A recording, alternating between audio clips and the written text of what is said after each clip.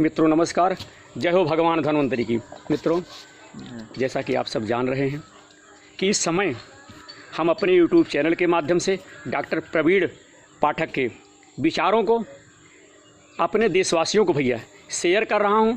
हम चाहते हैं कि हमारे देशवासी स्वस्थ रहें, अच्छे से रहें, उन्हें किसी प्रकार की कोई बीमारी ना हो, कोई दिक्कत ना हो, उनका स्वास्थ्य सही रहे।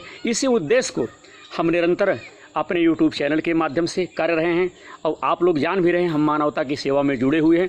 अब हम आज अपने भाइयों को इस कोरोना के बारे में एक छोटी सी जानकारी डॉक्टर साहब के माध्यम से हम अपने भाइयों को और आज बता रहे हैं कि यह कोरोना जो है किस उम्र के लोगों को पकड़ता ज़्यादा है या किस उम्र के लोगों को ज़्यादा ये जो वायरस है उनको अपना शिकार करता है। इस विषय में छोटी सी जानकारी इस YouTube चैनल के माध्यम से भैया हमारे डॉक्टर प्रवीण जी हमारे देशवासियों को बता रहे हैं। हमारे देशवासी उन नियमों का पालन करें, उन नियमों का भैया आप अपने ध्यान में रख करके उस हिसाब से अपनी दिनचर्या करें, अपने पास पड़ोस में उसी प्रकार से आप एक दूसरे के साथ व्यवहार करें। निश्चित तौर पर भैया आप लोगों को फ़ायदा होगा और आप लोग स्वस्थ रहेंगे। तो आइए डॉक्टर साहब हमारे भाइयों को इस विषय में थोड़ी सी जानकारी बताने की कृपा करें। जय हो आपकी। बहुत बढ़िया। जैसा कि हम आप लोगों को कोरोना के बारे में जानकारी दे रहे हैं जी जी, तो उसमें एक बहुत ही महत्वपूर्ण तथ्य ये है जी कि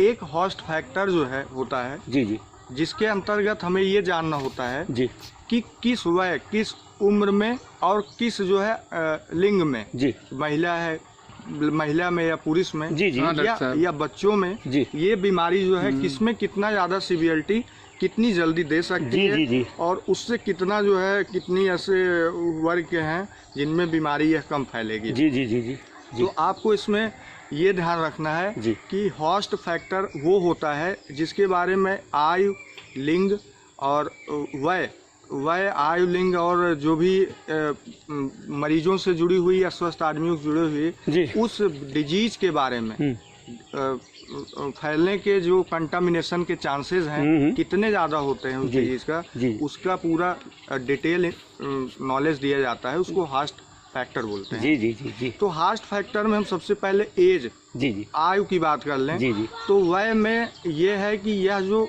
कंटेजियस डिजीज है, ये जो कोरोना वायरस है, यह जो है लगभग सभी वर्ग की आयु में जो है फैलता है। ऐसा नहीं है जी जी, सभी आयु की बच्चों में नहीं फैलता है, जी जी, या फिर वृद्ध में नहीं फैलता है, या फिर युवा में नहीं फैलता है।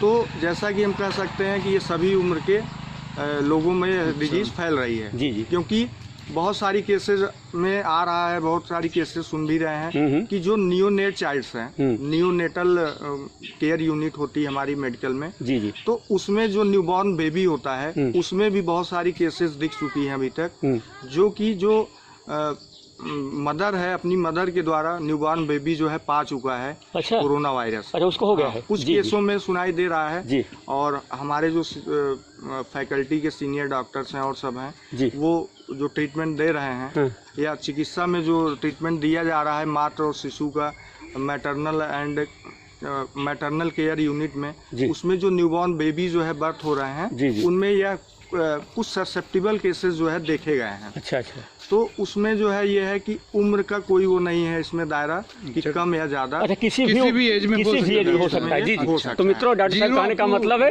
कि उम्र की कोई भैया सीमा नहीं, किसी भी रोग के किसी भी उम्र के लोगों को यह महामारी हो सकती है। जी जी जी, बहुत बड़ी बात क्या है जी जी कि यह जो डिजीज है, हम आपको बता दें कि यह लिंग की बात, अगर लिंग का भेद किया जाए इस डिजीज में, इसके अंतर्गत क्या है कि यह man is more prone to this corona virus disease. जी जी, मतलब ये जो मैन होते हैं, मेंस होते हैं, आदमी होते हैं, जो पुरुष होते हैं, कहने का मतलब इनमें यह डिजीज जो है ज़्यादा फैल रही है। जी जी। तो सेक्स में देखा जाए तो सेक्स फैक्टर में यह जो पुरुष वर्ग है, अच्छा अच्छा, महिला वर्ग से ज़्यादा जो है फैलने के चांसेस रहते हैं। अच्छा। उसका रीज़न क्या है कि यह इनका मोबाइल नेचर होता है। अच्छा, आपको बता दें कि ये इनका विचरण का ज़्यादा कार्य रहता है, यह हर समय विचरण करते रहते हैं, चाहे वह परिवार से जुड़े हुए कार्य के लिए, या महिलाएं क्या होती हैं कि वो घर में एक जगह बैठी होती है। एक सिंपल सा फैक्टर है। तो ये man is more prone to corona virus disease. जी जी। तो हम आपको बार बार कहना चाहेंगे कि पुरुष वर्ग को विशेष रूप से हम कहना चाहेंगे, निवेदन करना चाहेंगे कि अपने घर में ही रहें और लॉकडाउन का जो है पूर्णतः पालन करें। जी बहुत बढ़िया डॉक्टर साहब, आपका मतलब है कि पुरुष लोग ज़्यादा निकलते हैं घर से और अपने काम में व्यस्त रहते हैं या बाहर निकलते हैं, इसलिए इनमें ज़्यादा फैलता है। अच्छा, और हमें जो है मूवमेंट जो है थोड़ा कम करना है जी, और यह हमारे लिए और समाज के लिए और हमारे देश के लिए और सरकार के लिए, सभी के लिए अच्छा होगा। जी जी जी। तो हम रिक्वेस्ट करना चाहेंगे कि सभी लोग जो है 2 गज की दूरी बना के रखें, 1.5 से 2 मीटर का सोशल डिस्टेंसिंग का फॉलो करें और आरोग्य सेतु ऐप को जरूर जो है अपने फ़ोन में उसका जो है पूरी तरह निर्वहन करें और पालन करें उसका, और डाउनलोड करें जी।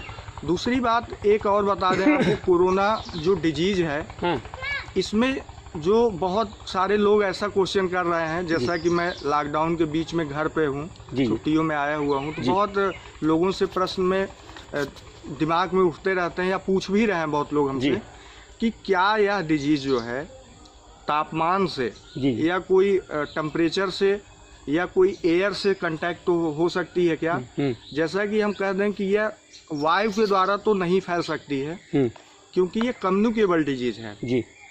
यह जो है ड्रॉपलेट इन्फेक्शन, ड्रॉपलेट के द्वारा जो स्नीचिंग और भीजिंग, खांसते और छींकते समय जो बूंदें निकलती हैं छोटे छोटे, उनके द्वारा फैलने के ज़्यादा चांसेस होते हैं। कंटामिनेटेड डिजीज है ये। तो इसमें अगर कोई छींकता है या खांसता है तो वह जो ड्रॉपलेट होते हैं वो हैवी होते हैं, मतलब वो एयर में नहीं फ्लो कर पाते हैं। जो छींकने खांसने के दौरान बूंदें होती हैं वह जो निकल रही हैं, अगर हम उसके कांटेक्ट में आते हैं तभी ये हो सकता है। अगर नहीं आते हैं, कहीं चले गए, ये डिजीज ये एयर के द्वारा नहीं फैल सकता है। अच्छा। क्योंकि ये ड्रॉपलेट इन्फेक्शन है और जो हमारी जो है श्वास प्रश्वास के द्वारा और छींकने के द्वारा बूंदें निकल रही हैं, यह हवा में ना जो है उतनी क्षमता ना होने के नाते हल्की उतनी नहीं होती, ये सतह पर बैठ जा रही है। तो हमें सतह पर कोई भी चीज़ अगर हम टच कर रहे हैं बार बार, ज़्यादातर जो है कोई फर्नीचर है। हाँ जी, बहुत सुंदर डॉक्टर साहब। हाँ डॉक्टर साहब, ज़्यादा हो रहा है, लोग कह रहे हैं लोहे को अगर लोग छू दे रहे हैं उससे भी फायदा हो रहा है कैंसर। जी। हाँ लोग कह रहे हैं डॉक्टर साहब। यूटेंसिल्स पे क्या होता है कि यह 24 से 48 घंटे तक जो है यह 48 घंटे से ज्यादा भी जीवित रह रहा है विषाणु यूटेंसिल्स पे। यह विषाणु जो है जी पात्र पर, जैसे किसी स्टेनलेस स्टील पर या किसी जो है ताम्र पर या कहीं भी हमारे गेट के जो कब्जे होते हैं या दरवाजे होते हैं गेट्स पे या बेल्स जो हैं गेट पर लगी होती हैं, उस पे अगर कोई कंटेजियस पर्सन जो है इन्फेक्टेड पर्सन आकर टच कर रहा है, जो छू दिया, तो हमें फैलने के ज़्यादा चांसेस रहते हैं। अच्छा। क्योंकि यह विषाणु जो है ये बाहर जो है बहुत दिन तक जो है लगभग 48 दिन का 2 डेज 3 डेज तक जीवित रह रहा है। अच्छा। तो हमें किसी भी पात्र को छूने के बाद या कोई सतह को छूने के बाद अपने हाथ को प्रोबेबली जो है अच्छी तरीके से 1 से 2 मिनट तक जो है मिनिमम जो है धुलना है। सैनिटाइजर से, हैंड सैनिटाइजर का प्रयोग ज्यादा किया जाए। लेकिन डॉक्टर साहब प्रश्न डॉक्टर साहब जानकारी और से पूछ रहे, जैसे आप कह रहे हैं इससे होना चाहिए, तो किसानों के पास हर जगह तो ये उपलब्ध है नहीं, तो जैसे साबुन ओबुन से इसे अगर हाथ को धो लीजिए, निरमा साबुन से। आपने बहुत सही प्रश्न किया, क्योंकि सभी के पास ग्रामीण क्षेत्र में विशेष रूप से या इसकी कॉस्ट जो है इसका जो मूल्य है ज़्यादा होने के कारण हैंड सैनिटाइजर, और वैसे भी इस समय इसकी डिमांड बहुत हाई होने के नाते ये मार्केट में आ नहीं पा रहा है पूरी तरह से। बिल्कुल। तो महंगा होने के नाते, कॉस्टली होने के नाते और इजीली प्रोवाइड नहीं हो पाने के नाते हम जो है लाइफबॉय सॉप जो है, लाइफबॉय सॉप और जितने भी जर्मीसाइडल बोल सकते हैं। अच्छा। तो जर्मीसाइडल जो जितने भी एलिमेंट, जितने भी प्रोडक्ट्स होते हैं, जैसे सेवलॉन हो गया, डिटॉल हो गया, या फिर ये इसका प्रयोग कर सकते हैं। लेकिन आपको बता दें कि यह जो है अल्कोहल से ज़्यादा थोड़ा सा इससे जिस एंटीवायरल या एजेंट में माइक्रोबियल एंटी माइक्रोबियल एजेंट में ये पड़ा होता है। अच्छा। तो आइसोप्रोपाइल अल्कोहल जो होता है यह बहुत ज़्यादा हमें सुरक्षित रख रहा है। जो कि हमें बहुत ज़रूरी है कि जो प्रोडक्ट हम यूज करें आइसोप्रोपाइल एल्कोहल है तो ज़्यादा ज़रूरी है। जी जी, आइसोप्रोपाइल एल्कोहल का होना थोड़ा ज़्यादा सही रहेगा। जी जी जी जी। तो ऐसा नहीं है, हम अगर सॉप है नॉर्मली सॉप से भी 2-3 बार धुलें तो साफ हो जाएगा। जी जी। तो मित्रों, हमारे भैया डॉक्टर प्रवीण पाठक जी ने हमारे देशवासियों को बड़ी सुंदर बड़ी बढ़िया जानकारी दी। और मित्रों, अगर आप सबका इसी तरह से प्यार, उदार सहयोग और आशीर्वाद मिलता रहा तो हम अपने YouTube चैनल के माध्यम से आपके कल्याण के लिए, आपके स्वास्थ्य के लिए भैया एक से बढ़ कर के एक जानकारी हम यहाँ से देते रहेंगे। आप सबका स्वास्थ्य भैया सही रहेगा, किसी प्रकार की आपको कोई तकलीफ़ ना हो। हमारा मुख्य उद्देश्य लक्ष्य यही भैया कि भैया हम अपने देशवासियों को सकुशल रखें, उन्हें किसी प्रकार की कोई तकलीफ़ ना हो, कोई दिक्कत ना हो। अभी आने वाले समय में हम अपने इस YouTube चैनल के माध्यम से जी जी ये कुछ जानकारी और देना जी हाँ कुछ जानकारी डॉक्टर साहब और कुछ देना चाहें? हाँ बिल्कुल दीजिए। देखिए, एक बहुत बड़ा प्रश्न ये है आप लोगों से मित्रों में शेयर करना चाहूँगा कि इस समय जो आउट ऑफ कंट्री और अदर स्टेट और अदर डिस्ट्रिक्ट से जो भी लोग आ रहे हैं, गांव के साइड दस्तक दे रहे हैं, जी जो लोग जो है प्रवासी, जो लोग जो है स्वस्थ हैं, उनके अंदर एक विशेष प्रश्न ये होता है इस समय जो चल रहा है कि क्या उनके द्वारा हम इफेक्टिव हो गए हैं। ये सब लक्षण, कुछ ऐसे लक्षण आ गए हैं जिनके द्वारा भ्रम पैदा हो गया है बीच में कि क्या हमें कोरोना वायरस हो गया है या नहीं। जी जी हाँ, अक्सर हो रहा है। जी जी जी हाँ जी तो कि हमें जो है खांसी और जुकाम हो गया है, तो क्या कोरोना वायरस हमें हो ही गया है। जी जी जी। तो आप लोगों को मित्रों बता दें, ऐसा कुछ नहीं है। जी जी। अगर कोई देखिए, 2 चीज़ होती है, मेडिकल लैंग्वेज बोला जाए, समझा रहे हैं हम आपको कि एक प्रोबेबल केस होता है और एक ससेप्टिबल केस होता है। तो जो ससेप्टिबल केस होता है, ससेप्टिबल केस में क्या होता है कि किसी डिजीज़ के बारे में हम शंका जाहिर कर दें कि हाँ ये हो सकता है, लेकिन वो हुआ नहीं होता है। उसको, उसके लक्षण को जानने के लिए हम उसको जो है ससेप्टिबल केस बोलते हैं। प्रोबेबल केस ये होता है उसको हो ही गया है वो डिजीज, तब उसमें क्या लक्षण दिखे। तो हम अगर इसके बारे में जानकारी दें कि कोई हमारे भाई बंधु जो बाहर से आ रहे हैं उनके अंदर खांसी है, जुकाम है, अगर है तो क्या वो है कोरोना के अंतर्गत कि नहीं है। तो उसमें क्या होता है कि हमारे जो ससेप्टिबल केसेस हैं, तो कोरोना में क्या हो रहा है ससेप्टिबल केस में कि हाई जो है ग्रेड फीवर हो रहा है, मोर देन 38 डिग्री सेल्सियस। तो वो ससेप्टिबल केस में आ रहा है कोरोना के। और उसके बाद रिकरेंट फीवर हो रहा है उसको। अच्छा। और स्नीजिंग और भीजिंग हो रही, छींकना, खांसना, या उसकी जो है बार बार सांस रुकना। ये बोल सकते हैं कि inhibition of lack of the inspiration और एक्सपिरेशन, मतलब जो श्वास प्रश्वास की क्रिया है उसमें उसको बाधा होगी उस मरीज को। और उसके बाद क्या वह मरीज 10 दिन से ज़्यादा समय जो है व्यतीत कर चुका है हमारे यहाँ आए या नहीं, क्योंकि इसका जो डिजीज का इंक्यूबेशन पीरियड है वह 0 से 14 दिन है। अच्छा 0 से 14 दिन। हाँ, अगर कोई बाहर से आ रहा है, अगर 10 दिन तक उसके अंदर या 14 दिन तक कोई लक्षण नहीं हमें दिखते हैं, तो बिल्कुल साफ है कि उसके अंदर कोरोना नहीं है। तापमान के वेरिएशन के नाते या किसी वायरल फीवर होने के नाते वो खांसी, जुकाम और सर्दी जो है या उसका इम्यून सिस्टम थोड़ा अप एंड डाउन होने के नाते हो जाता है। तो इसमें बहुत ज़्यादा हमें सोचने की बात नहीं है। हमने चिकित्सा प्रकरण में इसके पहले जो भी प्रिवेंटिव मेजरमेंट्स है उसको डिस्कस कर लिया है, और उसको जो है आप लोग फॉलो करें तो बचा जा सकता है। जैसे उष्ण जल का पान, और उसके बाद हमने बताया कि काढ़े का सेवन किया जाए, उसका हमने बात बताया। और काढ़े में क्या क्या चीजें जो है पड़ती हैं, च्यवनप्राश का सेवन किया जाए। मित्रों,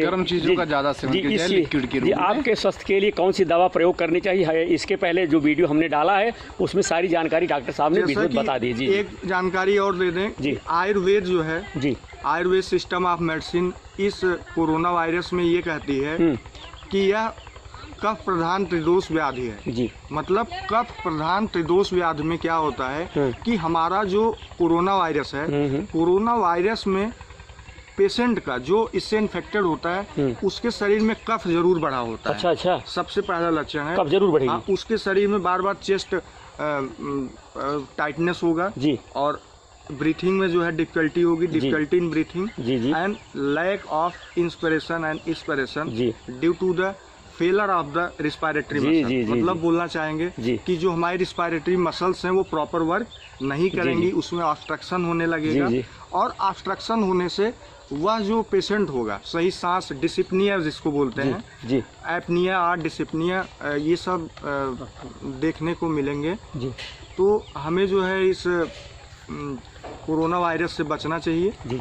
और बहुत बहुत धन्यवाद डॉक्टर साहब, रियली में आपने तो बहुत ही अच्छा नॉलेज दिया, बहुत बढ़िया। और इनके नॉलेज के अकॉर्डिंग अगर हर कोई फॉलो करता है तो काफी हद तक हम सुधार कर सकते हैं। बिल्कुल पाठक जी, और किसी को इसमें घबराने की जरूरत नहीं है। अपनी सुरक्षा अपने हाथ में है, और आप लोग अपने हाथ से ही अपनी सुरक्षा करिए।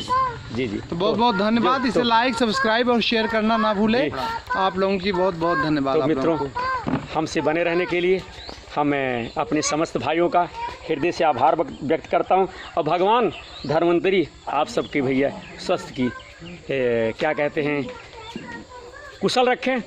जय आयुर्वेद, जय भारत। जय आयुर्वेद, जय भारत, जय माता दी, जय आयुर्वेद।